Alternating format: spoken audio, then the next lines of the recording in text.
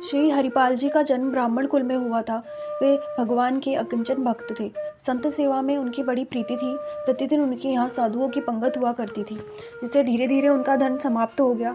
तब बाजार से उधार ला लाकर संतों के भोजन प्रसाद की व्यवस्था करने लगे। थोड़े दिन बाजार में भी सब हजारों रुपए का कर्ज हो गया और वहाँ से भी उधार मिलना बंद हो गया। आस पड़ोस के लोग इसलिए उधार देने से कतराते थे कि ये दिन भर साधु सेवा करते हैं, कुछ काम धंधा नहीं करते, कहाँ से पैसे वापस करेंगे। संत सेवा के लिए जब कहीं भी धन की व्यवस्था न हो सकी तो ये अत्यंत दुखी रहने लगे। ये सदैव यही सोचते कि धन की व्यवस्था कहाँ से हो। इसी क्रम में एक बार किसी वैश्य के यहाँ चोरी करने के उद्देश्य से घुसे। आधी रात का समय था। अचानक खटपट होने से वैश्य की पुत्री की नींद टूट गई। उसने अपने पिता से कहा, पिताजी लगता है घर में कोई चोर घुसा है। वैश्य ने कहा, चिंता न करो, हमारे गांव में न कोई चोर है न कभी चोरी होती है। अगर कोई होगा तो भी वो हरिपाल ही होंगे। वे संत सेवा के लिए ही कुछ ले जाने आए होंगे, इसलिए तू चुपचाप सो जा। पिता पुत्री की इस वार्ता को जब श्री हरिपाल जी ने सुना तो उन्हें इस बात की बहुत गिलानी हुई कि वे एक भगवत भक्त के यहाँ चोरी करने घुसे हैं। उन्होंने सारा सामान वहाँ छोड़ दिया और साथ ही वह चादर भी छोड़ दी जिसमें उन्होंने चोरी का सामान बांधा था। इस घटना के बाद उन्होंने चोरी करना भी छोड़ दिया, क्योंकि इसमें इस बात का भय था कि कहीं गलती से किसी भक्त के यहाँ चोरी ना हो जाए। परंतु साधु सेवा के लिए धन की व्यवस्था करनी थी, अतः उन्होंने जंगल में जाकर अभक्तों को लूटना शुरू कर दिया। इसी से वह संत सेवा करते। एक दिन द्वार पर बड़ी सी संत मंडली आ पहुंची। इन्होंने पत्नी से कहा, देवी आज हमारे बड़े भाग्य हैं जो इतने संत घर पर आए हैं, इनके भोजन का उपाय करो। पत्नी ने कहा, स्वामी घर में तो एक भी दाना नहीं है, मैं कहाँ से इंतजाम करूँ। हरिपाल जी ने कहा, कहीं पड़ोस से कुछ मांग लाओ। पत्नी बोली, आज पड़ोस वाले कुछ भी नहीं देते, यहाँ तक कि मुझे देखकर ही द्वार बंद कर लेते हैं। पत्नी की बात सुनकर भक्त हरिपाल जी कुछ क्षण के लिए उदास हो गए। फिर यह दोनों भगवान की प्रार्थना करने लगे। भक्त को चिंतित जानकर द्वारकानाथ भगवान श्री कृष्ण व्याकुल हो गए। भक्त की चिंता ही भगवान की चिंता होती है और उसका निवारण करना ही उनका कार्य। भगवान ने तुरंत सेठ का रूप धारण किया, मूल्यवान वस्त्र आभूषण धारण किए और चलने को तैयार हुए। तो रुक्मिणी जी ने पूछा, प्रभु आप अचानक कहाँ चल दिए और यह क्या भेष बना रखा है। भगवान ने कहा, एक भक्त के घर जा रहा था पर तुमने टोक दिया, अब कुशल नहीं दिखती। श्री रुक्मिणी जी किंचित रोष व्यक्त करते हुए बोली, आपको जहाँ जाना होता है अकेले ही चल देते हैं, मुझसे तो पूछते ही नहीं है। भगवान ने मुस्कुराते हुए कहा, अच्छा आज तुम भी चलो, बड़ा भारी भक्त है, अतः खूब सज धज लो, देखो मैंने खूब सुंदर वस्त्र धारण किए हैं। भगवान द्वारिकानाथ और रुक्मिणी जी दोनों सेठ सेठानी बनकर भक्त हरिपाल के द्वार पर आए और उनसे कहा, भाई हमें अमुक गांव जाना है, मार्ग में जंगल पड़ता है, मेरे पास रत्न आभूषण मूल्यवान वस्तुएं हैं, सो हमें कोई पहुंचा दे तो हम उसे मजदूरी दे देंगे। भला अंधे को क्या चाहिए, दो आंखें।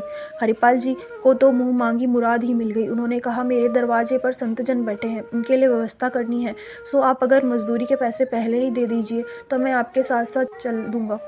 भगवान तो तैयार बैठे थे, उन्होंने तुरंत रुपये दिए। हरिपाल जी ने रुपये देकर पत्नी से कहा, इन रुपयों से तुम संतों का भोग बनाओ, मैं इन्हें पहुँचा कर आता हूँ। हरिपाल जी सोचते चले जा रहे थे, सेठ के पास माल तो बहुत है परंतु भक्त है ही नहीं, क्योंकि भक्तों को लूटना नहीं है। अतः ये बार बार पीछे मुड़कर सेठानी को देख लेते और वेश के आधार पर इनकी परीक्षा करते। इन्हें इन लोगों के शरीर पर न तो कोई तिलक दिखाई दे रहा था, न ही माला कंठी। रास्ते में चर्चा भी केवल धन दौलत और व्यापार की ही हो रही थी। हरिपाल जी के मन में यह बात दृढ़ हो गई कि ये लोग भक्त नहीं है, तो इन्हें लूटना अनुचित नहीं होगा। यह विचार कर वह एक सुनसान जंगल में पहुंचे। सेठानी के गर्दन पर भारा रखा और गरज कर बोले, जो भी तुम्हारे पास हो उसे निकाल कर रख दो, नहीं तो मारे जाओगे। भगवान ने कांपते हाथों चुपचाप जल्दी जल्दी सारे आभूषण उतार दिए। आखिर वे तो आए इसीलिए थे। उन्होंने बाद में रुक्मिणी जी को भी संकेत किया, जल्दी से तुम भी सारे आभूषण उतार दो। रुक्मिणी जी को बड़ा आश्चर्य हुआ, आज प्रभु कैसी लीला कर रहे हैं। जिससे डर से काल भी डरता है, वे प्रभु इस मानव से क्यों डर रहे हैं। फिर भी प्रभु की इच्छा समझते हुए उन्होंने सारे आभूषण उतार दिए। बस एक अंगुली में छल्ला भर रह गया जो जल्दी से निकल नहीं रहा था। हरिपाल जी ने देखा, सेठानी की उंगली में अभी एक छल्ला है और उससे भी संत सेवा हो सकती है। उसने बड़ी निठुरता पूर्वक उंगली मरोड़कर उसे भी निकाल दिया। अब तो रुक्मिणी जी को बड़ा क्रोध आया और कि इस दुष्ट को इतने आभूषण दे दिए, फिर भी एक छल्ले के लिए मेरी उंगली मरोड़ दी। वे साप देने के लिए उद्धत ही हो गई।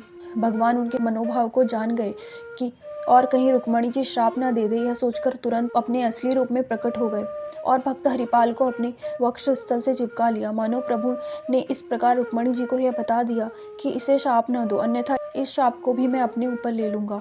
जब हरिपाल जी को यह पता चला कि जिस सेठ सेठानी को मैंने लूट लिया है वे तो मेरे आराध्य हैं, तो उनकी दशा विचित्र हो गई। वे बार बार प्रभु के चरणों में गिरकर क्षमा याचना करने लगे। भगवान ने कहा, भैया यह तो मैं तुम्हारे लिए ही लाया हूँ, तुम्हारी संत सेवा से मैं प्रसन्न हूँ। तुम तो मेरे भक्तों के मुकुटमणि भक्तराज हो, तुम किसी प्रकार की चिंता न करो और यह सारा धन ले जाकर संतों की सेवा करो।